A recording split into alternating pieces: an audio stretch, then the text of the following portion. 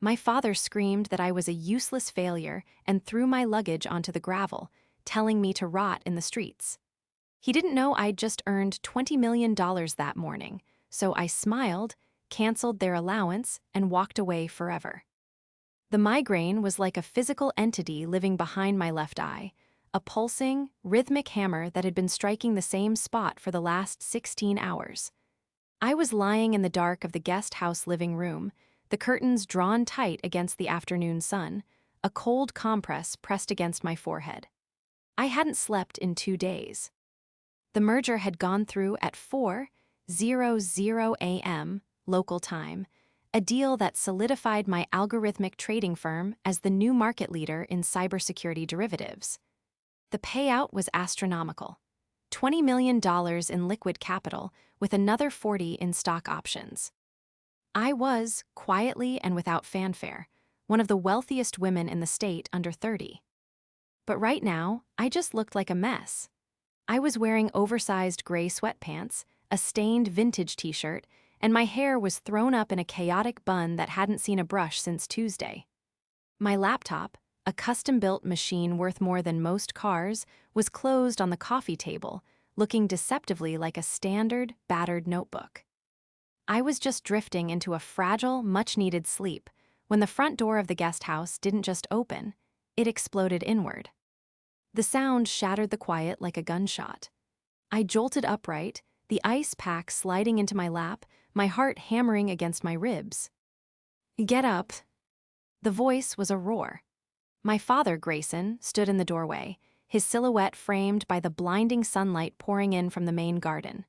He was wearing his country club casual attire, pressed khakis, a polo shirt that cost $300 and loafers. His face, usually a mask of composed disdain, was currently a twisted map of red fury. Behind him stood my mother, Allison. She was clutching her pearls, literally, her face pinched with a look of supreme disgust, as if she had just smelled something rotting. "Dad," I croaked, my voice thick with sleep and dehydration. I squinted against the light. "What's happening? Is everyone okay?"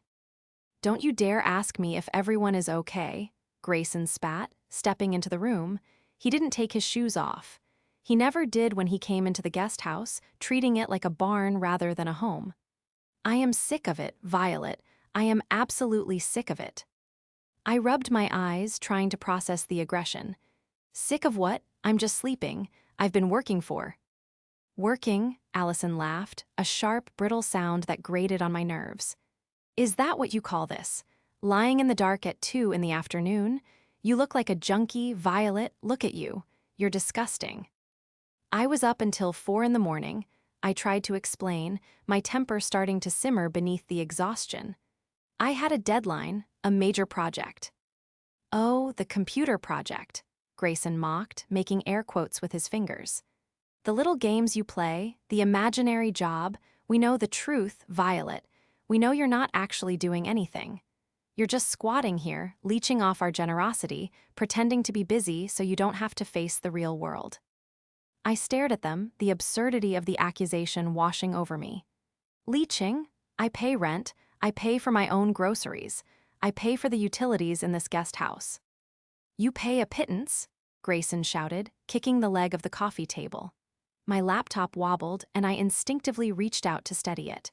$500 a month? That doesn't even cover the landscaping for this section of the property. We have been carrying you for 3 years, Violet. 3 years of you hiding in here, wearing rags, while your brother is out there conquering the world. Ah, there it was, the comparison. "Owen is a real estate agent," I said, my voice hardening. "He leases a car he can't afford and buys suits on credit cards he can't pay off. That's not conquering the world, Dad. That's drowning in debt." The slap wasn't physical, but the reaction was visceral. Allison gasped, her hand flying to her mouth. Grayson's face went from red to a dangerous shade of purple. "How dare you?" he whispered, his voice trembling with rage. "How dare you speak about your brother that way? Owen is a success. Owen is a partner at his firm. Owen just bought a penthouse downtown. He is a man of ambition, a man of status." "He's a liar," I said, standing up. I was shorter than Grayson, but I refused to cower. And he's been borrowing money from you to pay for that success, hasn't he? That's why you're here. That's why you're so angry. Owen needed money again, didn't he? Grayson marched forward, invading my personal space until I could smell the scotch on his breath. At 2 in the afternoon. This isn't about Owen, he hissed. This is about you. You are a failure, Violet. You are 29 years old, you. Married, with no career, no prospects, and no future. You are a stain on this family's reputation. When our friends ask what our daughter does, we have to change the subject. We are ashamed of you. The words hung in the air, heavy and suffocating. Ashamed. I looked at my mother, waiting for her to intervene, to offer some soften of the blow. Instead, she crossed her arms and lifted her chin. Your father is right, Allison said coldly. We've enabled this laziness long enough. We're doing this for your own good, Violet. You need a wake-up call. You need to hit rock bottom so you can finally grow up. Rock bottom, I repeated, a dry, hysterical laugh bubbling up in my chest. If only they knew how high up I actually was. So, what are you saying? Grayson pointed a shaking finger at the door. I'm saying you're done. Get out.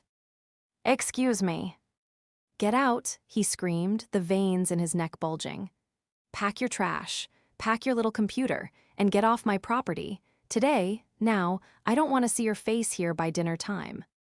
You can't be serious, I said, my voice dropping. I have a lease agreement. Even if it's informal, you can't just kick me out with zero notice. Watch me, Grayson snarled. This is my house, my estate. You are a guest who has overstayed her welcome by a decade.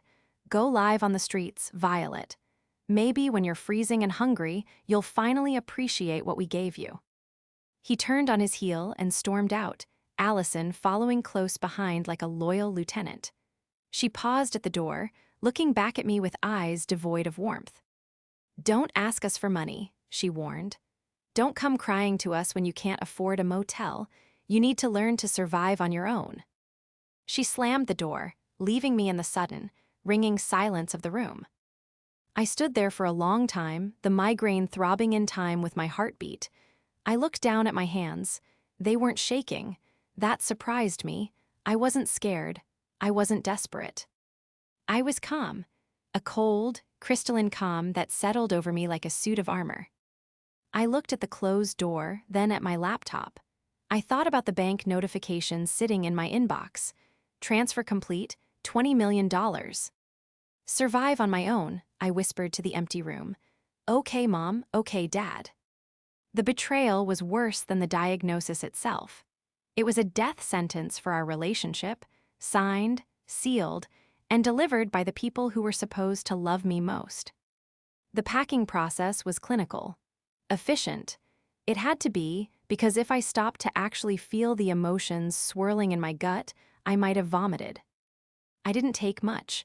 I left the furniture. Most of it was old hand-me-downs they had dumped in the guest house years ago anyway. I took my clothes, stuffing the expensive cashmere sweaters I never wore around them into a single duffel bag. I took my hard drives, my server keys, and my encrypted ledger. My entire empire fit into a backpack and a rolling suitcase. As I moved through the small space, taking down the few personal photos I had pinned to the corkboard in the kitchen, I kept replaying the scene. Ashamed of you. That was the phrase that stuck. They weren't angry because I was a bad person. They were angry because I didn't look the part of a wealthy trophy child. They wanted a daughter who wore Chanel suits and married a doctor, not a daughter who built code in sweatpants and quietly revolutionized high-frequency trading. I had tried to tell them, years ago. I remembered sitting them down when I made my first million at 25. I had started to explain about the software, about the licensing deal. Grayson had interrupted me to criticize my posture, and Allison had asked why I wasn't dating the son of their neighbor, the dermatologist. I had shut down then. I decided to keep it to myself to see if they could love me without the price tag attached. The answer, clearly, was no. I zipped up the suitcase and walked to the window. Across the manicured lawn, the main house loomed, a sprawling, colonial revival mansion that screamed old money. but it was a facade. I knew the truth about the cracks in the foundation, both literal and metaphorical. I pulled out my phone. I had a decision to make. I could call a friend, crash on a couch, play the victim, or I could embrace the reality I had built. I opened my banking app. I transferred $50,000 to my checking account just for walking around money. Then, I opened a different app, a secure messaging service I used for high-level concierge requests. Urgent, immediate pickup. 1 passenger, 2 bags, destination, the Four Seasons downtown, presidential suite, indefinite stay. The confirmation pinged back in 30 seconds. Car is 3 minutes away, Ms. Violet. I dragged my bags to the door. I didn't clean up. I didn't make the bed. I left the ice pack melting on the coffee table, a small puddle of water forming on the wood. As I stepped out into the humid afternoon air, I saw them. Grayson and Allison were sitting on the back patio of the main house, sipping iced tea, watching me. They didn't wave. They didn't look sad. They looked satisfied. They looked like parents who had finally disciplined a wayward child. Grayson shouted across the lawn, his voice carrying easily. "Don't come back until you have a job, and don't think about sneaking back in tonight. I'm changing the gate codes." I stopped. I turned and looked at them. For a moment, I considered shouting back. I considered screaming, "I bought this house. I paid off your second mortgage 3 years ago through a shell company so you wouldn't lose it to the bank.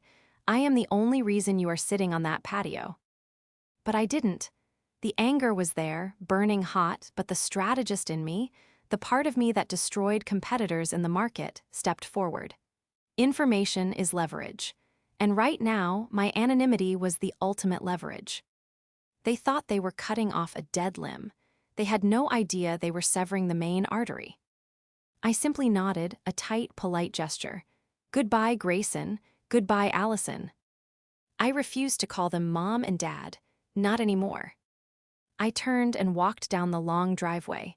The iron gates loomed ahead. I punched in the code, 1985, and the gates swung open. Grayson was bluffing. He hadn't changed them yet, or maybe he didn't know how. I was the one who installed the security system, after all. A sleek, black Maybach pulled up to the curb just as I stepped onto the public road. The driver, a man named Henry who had driven me to confidential meetings for years, stepped out and opened the rear door. He didn't blink at my sweatpants. He knew exactly who I was. "Afternoon, Ms. Violet," he said smoothly, taking my battered suitcase as if it were Louis Vuitton. "Afternoon, Henry," I said, sliding into the leather interior.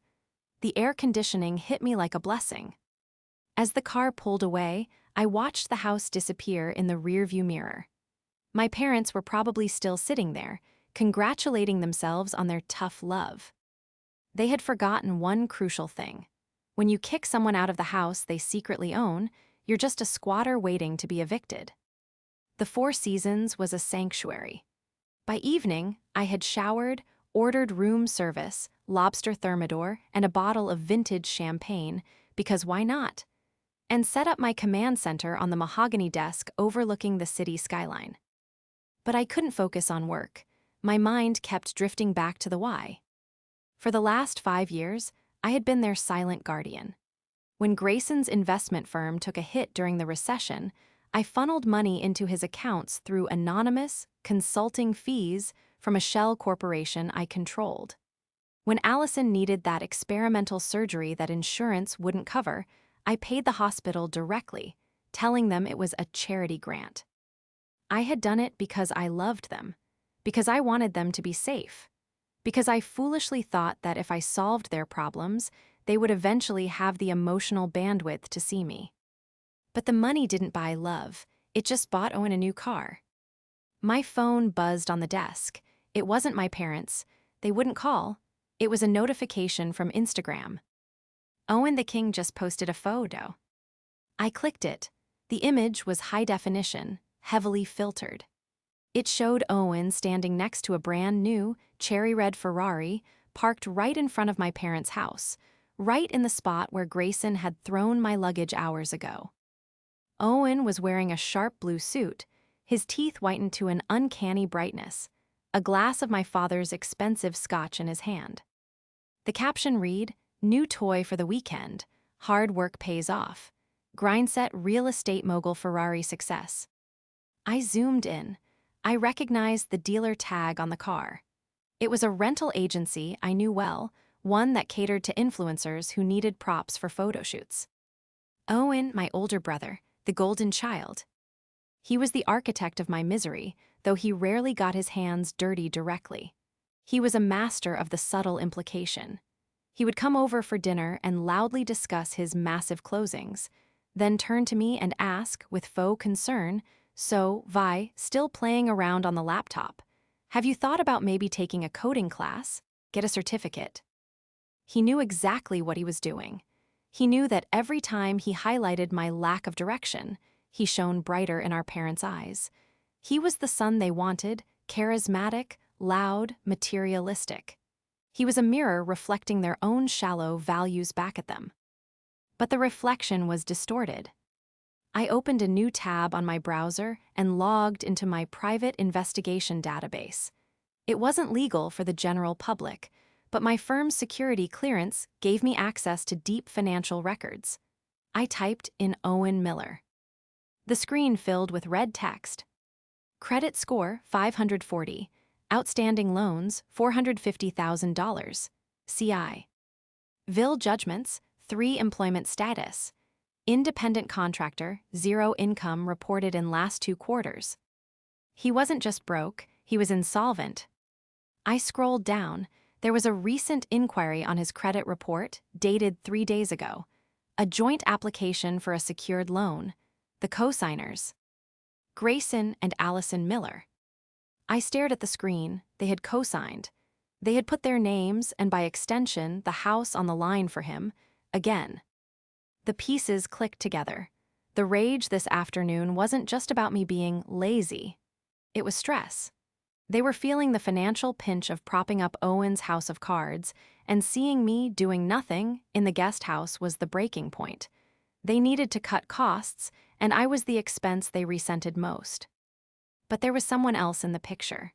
I saw a recurring payment in Owen's Venmo history, which was public because he was an idiot. Large sums going to a user named Bella Lux. I clicked on her profile, Isabella, a lifestyle coach and crypto influencer. I recognized her. She was at the last family Christmas party. Owen had introduced her as his business partner. She was stunning, sharp-featured, and had looked at my parents' antique silver collection with the eyes of a starving wolf. She had spent the entire evening flattering Grayson, telling him he looked like a movie star, and asking Allison about her jewelry. And then she had looked at me. I was wearing a hoodie. She had smirked, leaned into Owen, and whispered something that made them both laugh. I dug deeper into Isabella. It took me 10 minutes to find her real name. Isabella Rossi. 2 prior arrests for fraud, 1 for running a Ponzi scheme disguised as a cosmetics MLM. She wasn't just Owen's girlfriend, she was his handler. She was the one pushing him to leverage the parents. She was the one who needed the cash flow. I sat back in the plush hotel chair, the city lights twinkling below me like diamonds. "So that's the play," I murmured. Owen bleeds them dry to impress the con artist, and they kick out the only person who can actually save them. My finger hovered over the print button. I could send this dossier to my parents right now. I could show them the credit scores, the fraud, the lies. I could drive back there and prove I was right. But I paused. Would they believe me? Or would they say I hacked the records? Would they say I was jealous? Would Grayson scream that I was trying to sabotage his son? Yes, that is exactly what they would do. They didn't respect me. They wouldn't respect my evidence. Not yet. They needed to see the crash. They needed to feel the impact of their choices. I closed the laptop. I wasn't going to save them this time. I was going to let gravity take its course, but I wasn't going to just watch. I was going to ensure that when the dust settled, the ownership of everything, the house, the cars, the legacy, was indisputable. I picked up my phone and dialed my lawyer, Marcus. It was 9:00 p.m., but he answered on the first ring. He knew my number. "Violet," Marcus said, his voice gravelly and professional. "Congratulations on the merger. I saw the wire hit." "Thanks, Marcus," I said, my voice steady.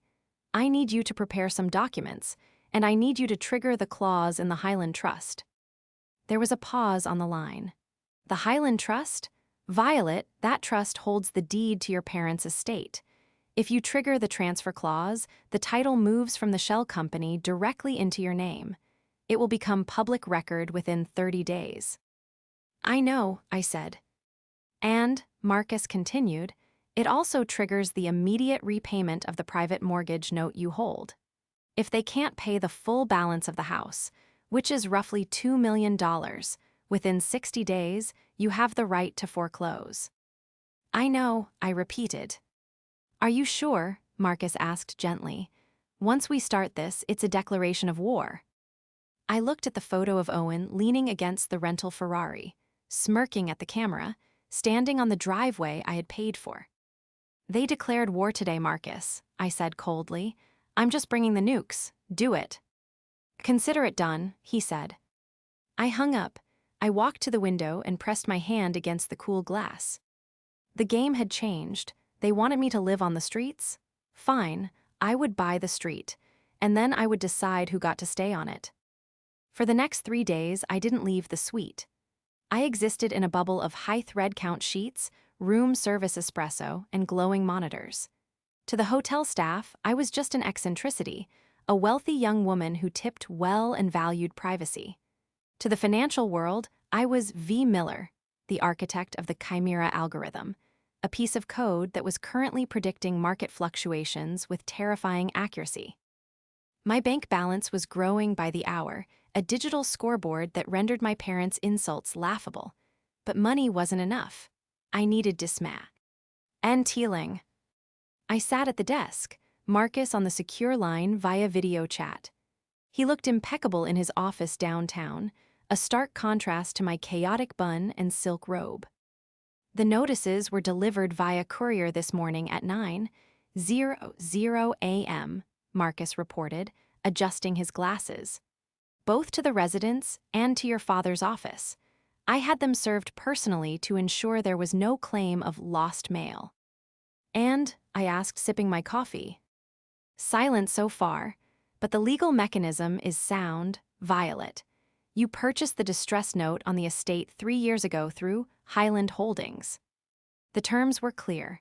The holder of the note can call the full balance due if the property is used to secure additional high-risk debt without the primary lien holder's permission." "Which they did," I said, pulling up the credit report again. "They co-signed for Owen's business loan. $100,000, unsecured." "Exactly," Marcus nodded. "That breached the covenant. You have demanded full repayment of the $2.1 million mortgage within 60 days, or you foreclose." The clock started ticking 10 minutes ago. I felt a cold thrill of satisfaction. It wasn't about the house. I didn't want the house. I wanted them to realize that the roof over their heads was provided by the daughter they despised. "Good, now let's pivot to the other problem," I said, typing a command into my second monitor. "Isabella Rossi." "The girlfriend." "The grifter," I corrected. "I've been running a background trace on her aliases. She's slippery. She moves states every 2 years. Florida, then Texas, now here. In Florida, she went by Bella Rose. She was engaged to a tech startup founder right before his company was liquidated for embezzlement." Marcus leaned forward. "You think she's running the same play on Owen?" "Owen doesn't have a company to liquidate," I mused. "But my parents do. They have retirement accounts, equity, life insurance. Owen is the conduit. She pumps him up, he bleeds the parents, she vanishes with the cash." I hit a key, bringing up a social media map I had generated. It linked Isabella's followers to known bot farms. Her influence was fake. Her lifestyle was rented. "I need you to hire a pie, Marcus. Someone aggressive. I need photos of who she meets with when Owen isn't around. I need to know where the money from that business loan actually went. I bet my entire portfolio it didn't go into real estate. I'll put gentle pressure on the bank to trace the funds, Marcus said. But Violet, be careful. If she is a professional con artist, she's dangerous. These people don't like being exposed. She's never met a variable she couldn't manipulate, I said, staring at Isabella's smiling face on my screen. But she's never met me. The phone cut off. I stood up and walked to the floor-to-ceiling window. My reflection ghosted over the city. I looked tired but sharp. My phone buzzed. It was a text, not from my parents, from Owen. "Pick up the phone, you psycho. Dad is hyperventilating. What did you do?" I stared at the message. Then I smiled. "I just collected rent, Owen," I whispered. I didn't answer the text, or the 5 calls that followed. I let them stew for 24 hours. When I finally agreed to meet, I set the terms, not at the house. I wasn't going back to the scene of my humiliation as a supplicant. I chose a location that would make them uncomfortable, the Obsidian Club. It was an ultra-exclusive, members-only lounge downtown. I was a founding member. Grayson had been on the waiting list for 10 years. I arrived 15 minutes late, wearing a tailored black jumpsuit and heels that cost more than Owen's rental car. Henry, my driver and makeshift bodyguard, walked a step behind me, looking formidable in his dark suit. When the hostess led me to the private booth, they were already there. Grayson, Allison, and Owen, they looked out of place. Grayson was wearing a suit, but he looked shrunken inside it, his face pale and sweaty. Allison was nervously twisting a napkin. Owen was the only one who looked angry, his jaw set, his eyes darting around the room as if looking for an exit. I didn't sit. I stood at the edge of the table, Henry crossing his arms behind me. "You're late," Owen snapped, though his voice lacked its usual bravado. "I'm busy," I replied coolly. "You wanted to talk? Talk. I have a meeting in 20 minutes. Grayson slammed a piece of paper onto the table. It was the legal notice from Highland Holdings. "This," he hissed, keeping his voice low to avoid a scene. "We received this yesterday. Some predatory holding company bought our mortgage and is calling the note. They say we breached the contract." "That sounds stressful," I said, my face impassive. "Stressful?" Allison shrilled. "Violet, they want $2 million in 60 days or they take the house. Your father's heart condition can't take this. We need you to help." I raised an eyebrow. Help 2 days ago, I was a useless failure who needed to live on the streets. Now you want financial advice from the junkie in the guest house. "We don't want advice," Owen interrupted. "We know you have some savings. You said you pay rent. You must have something. We need cash to hire a lawyer to fight this." I laughed. It was a genuine dark laugh. "You want to hire a lawyer to fight Highland Holdings? Good luck. Their contracts are ironclad." "How would you know?" Grayson demanded, his eyes narrowing. "What do you know about this, Violet?" I leaned in, placing my hands on the table. The diamonds on my wrist caught the low light. "I know," I said softly, "because I am Highland Holdings." The silence that followed was absolute. It was a vacuum that sucked the air out of the booth. Grayson blinked, his brain struggling to process the syntax. "What?" "Highland Holdings," I repeated slowly. "It's a shell company, wholly owned by me. I bought your mortgage 3 years ago when the bank was threatening to foreclose on you the first time. I've been the one letting you live there. I'm the one you just tried to defraud by co-signing a loan for Owen without my permission." "You're lying," Owen blurted out, his face flushing red. You sleep in sweatpants. You don't have $2 million. You don't have $2,000. "I have $20 million in liquid cash as of Tuesday morning," I said, my voice ice cold. "And that's just this quarter's earnings." Allison looked like she was going to faint. She looked from me to Grayson, her mouth opening and closing like a fish. "Violet, that's impossible. Why would you hide it?" "Because I wanted to see if you loved me," I said, the sadness briefly piercing through my armor. "Or if you only loved success. I got my answer when you threw my luggage in the gravel." "You tricked us," Grayson roared, forgetting where he was. A few heads turned at nearby tables. You let us think we were struggling while you were sitting on a fortune. You ungrateful, manipulative. Careful, I cut him off, my voice sharp as a whip. I'm your landlord, Grayson, and right now, I'm the only thing standing between you and homelessness. You have 59 days. Pay me the $2 million or vacate the premises. You wouldn't, Allison whispered, tears finally spilling over. We're your parents. And I was your daughter, I said, but you fired me, remember? I turned to leave, but Owen jumped up, grabbing my arm. You think you're so smart? He sneered, his face inches from mine. You're just a lonely, bitter nerd. You think this money makes you better than us. Mom and Dad signed that loan for me because they believe in me, because I have a real future. Bella and I are building an empire that will make your little computer money look like pocket change. Henry stepped forward, his hand heavy on Owen's shoulder. Owen flinched and let go. I brushed off my sleeve where he had touched me. Bella isn't building an empire, Owen. She's building a retirement fund. Hers, using your inheritance. Shut up, Owen yelled. Don't you talk about her. She's 10 times the woman you are. We'll see, I said. Tell Isabella I said hello, and tell her I know about Florida.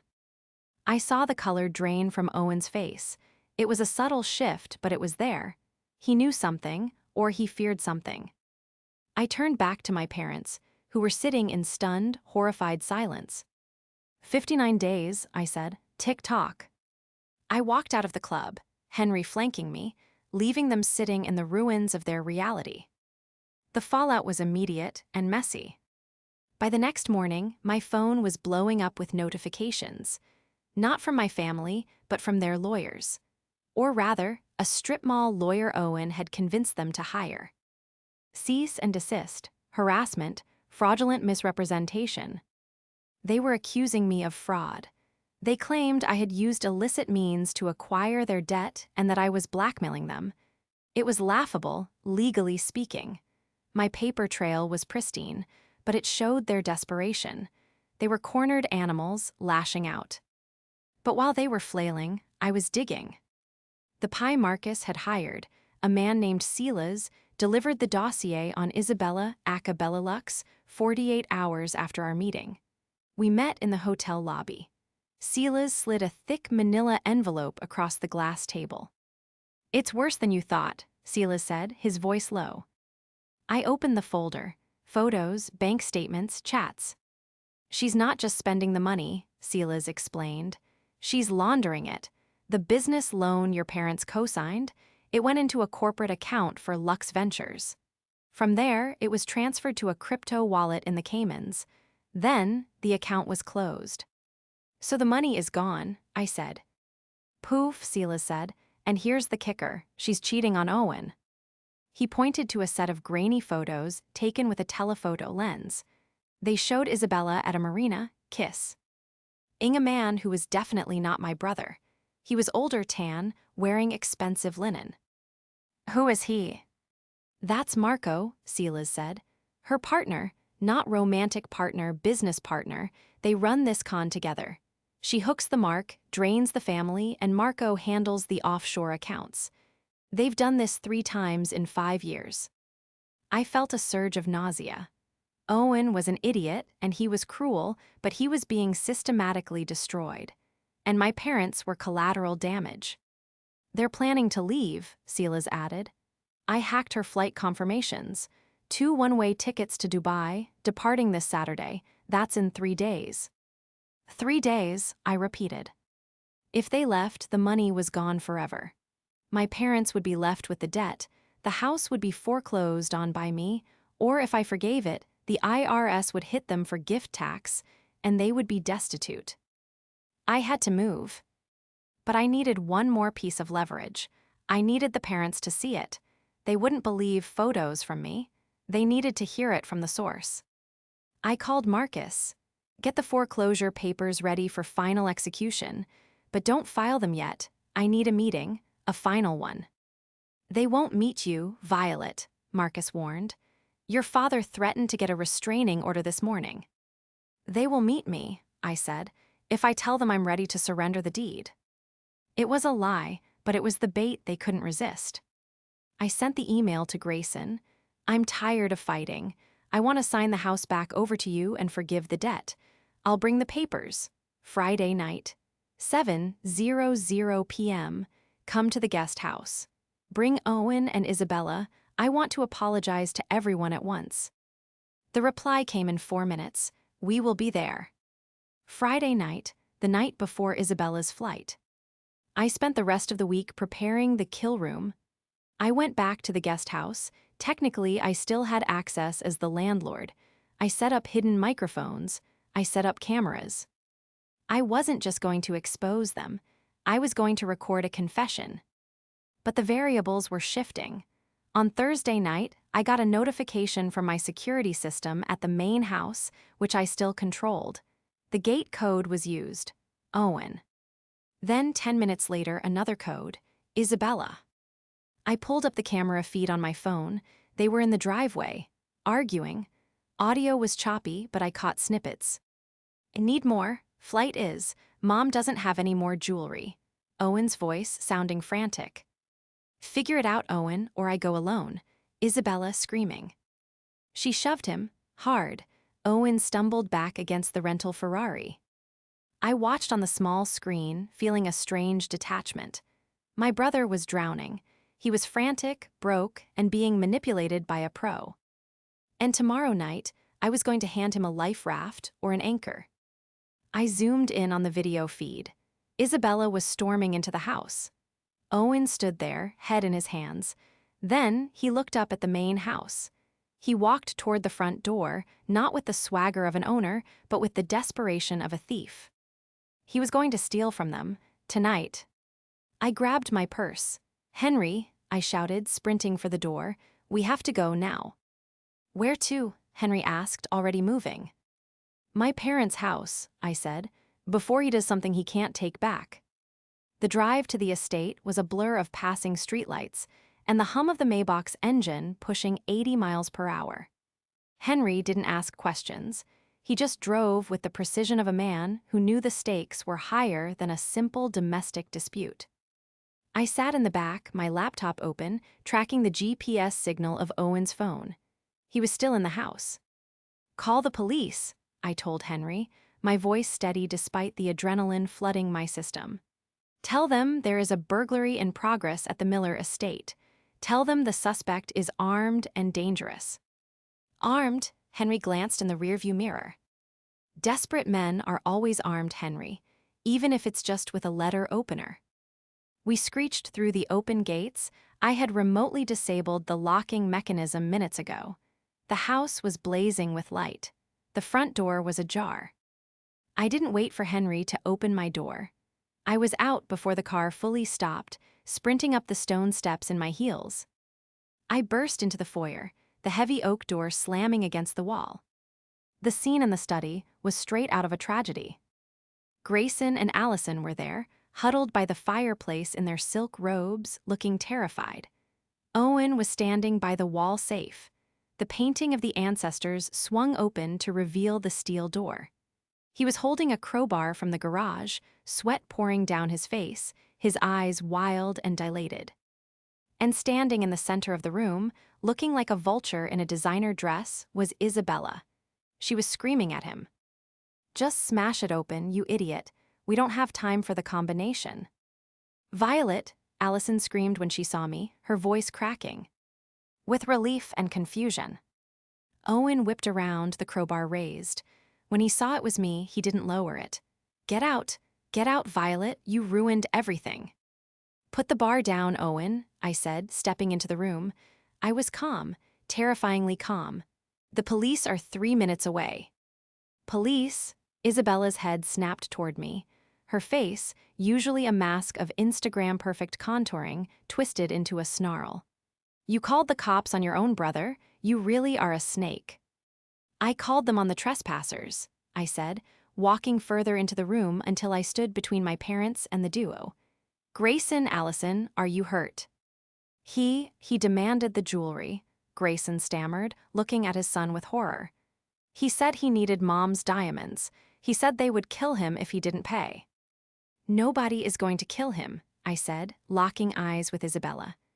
Are they Bella, or should I call you Isabella Rossi, or maybe Bella Rose? Isabella froze. The color drained from her face beneath the bronzer. I don't know what you're talking about, she spat, though her eyes darted to the window.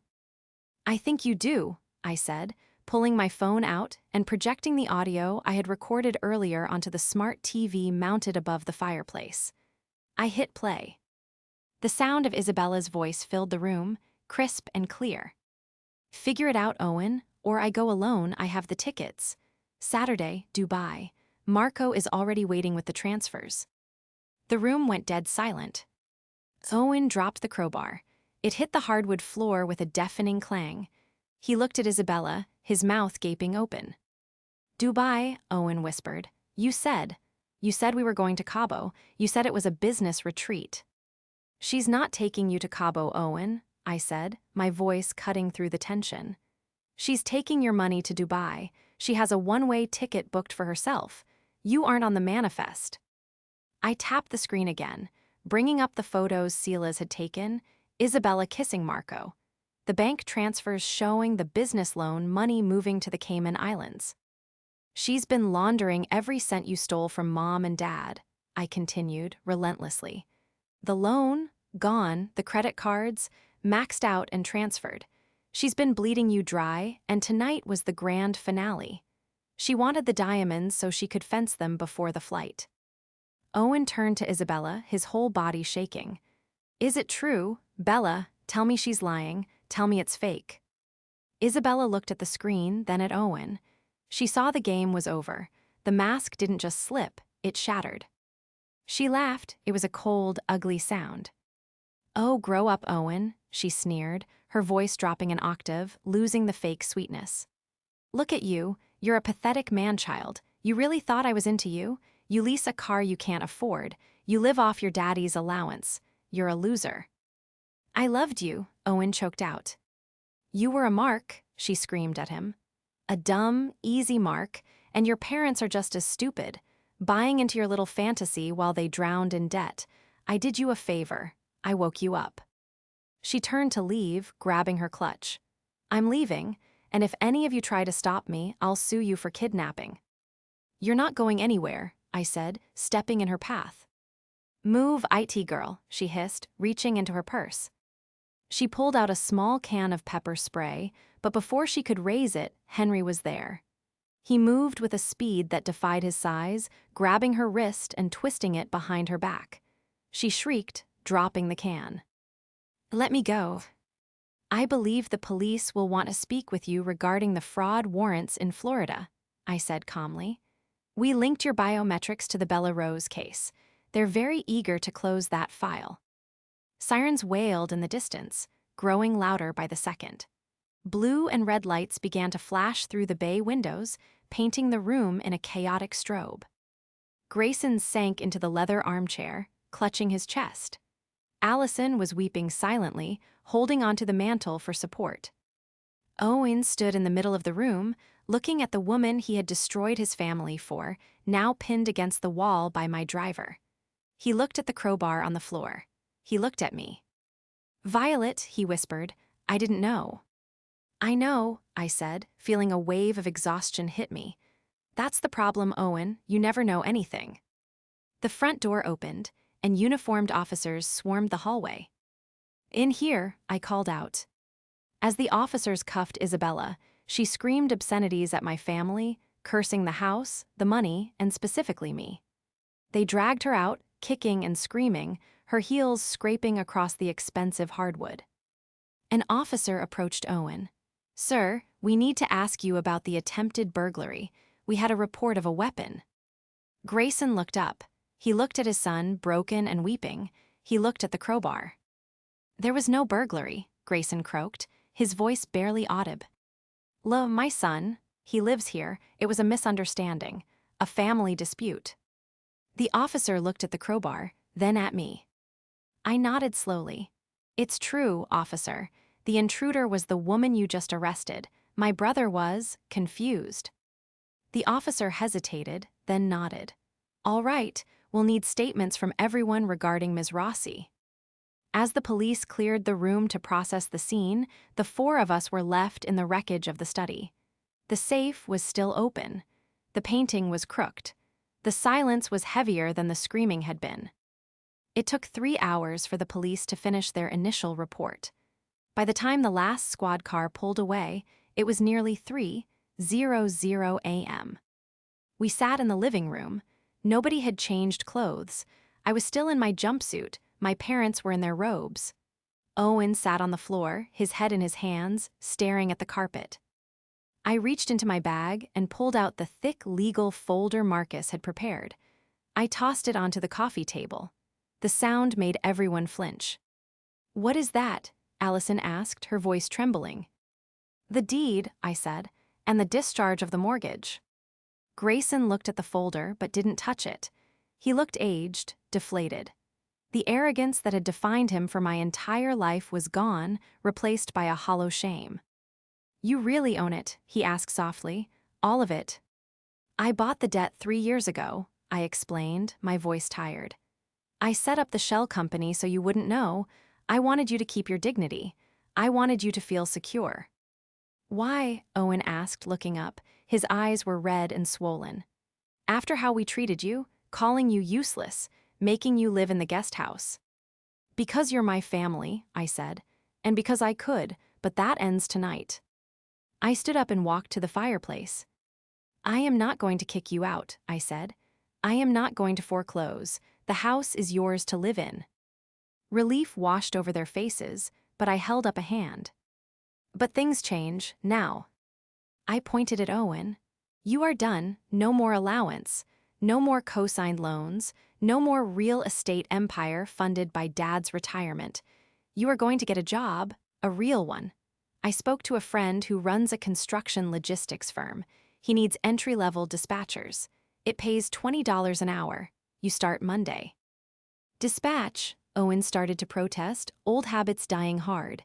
"But I'm a partner." "You are nothing," Grayson suddenly shouted, his voice cracking. He stood up, shaking.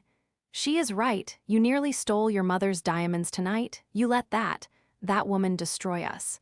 You are going to take that job, and you are going to thank your sister for it." Owen shrank back, nodding rapidly. Okay, I will." I turned to my parents. "And you too, no more keeping up appearances. You can't afford the country club. You can't afford the galas. You are going to live on your pension. If you need anything else, you ask me, politely. And if I hear one word, one single word, about me being a failure or a disappointment or unladylike because I work with computers." "We won't," Allison whispered. She stood up and walked toward me. She looked at me as if seeing me for the first time in 10 years. "Violet, we didn't know, we were so blind." She reached out and took my hand. Her hand was cold. "You saved us, even when we threw you out." "I didn't do it for praise," I said, gently withdrawing my hand. I wasn't ready for a hug, not yet. The wounds were too fresh. "I did it because I'm the only adult in this family." "We are so sorry," Grayson said, tears streaming down his face. "We have failed you as parents." "Yes," I said honestly. "You did, but you have time to fix it." I picked up my purse. "Where are you going?" Allison asked, panic rising in her voice. "Stay here, please, your room, the guest house is." "I have a suite at the Four Seasons," I said. "And next week I'm closing on my own house, a real one, on the coast." "Will we see you?" Grayson asked. I looked at them. They were broken, flawed, and foolish, but they were alive. And for the first time, they were looking at me with respect. "Sunday dinner," I said, "if Owen has finished his first shift without quitting." I looked at Owen. He nodded solemnly. "I'll be there, Vi." "Don't call me Vi," I said, a small smile finally touching my lips. "Call me landlord." I walked out into the cool night air. Henry was waiting by the car, the door held open. "Home, Miss Violet?" he asked. I looked back at the mansion. The lights were still on, but the shadow hanging over it was gone. The secret was out. The burden was lifted. "Yes, Henry," I said, sliding into the seat. "Take me home." As we drove away, I opened my laptop. The market was opening in Tokyo. I had work to do. But for the first time in years, I didn't feel like I was working to prove I existed. I was just working because I was good at it. And that was enough.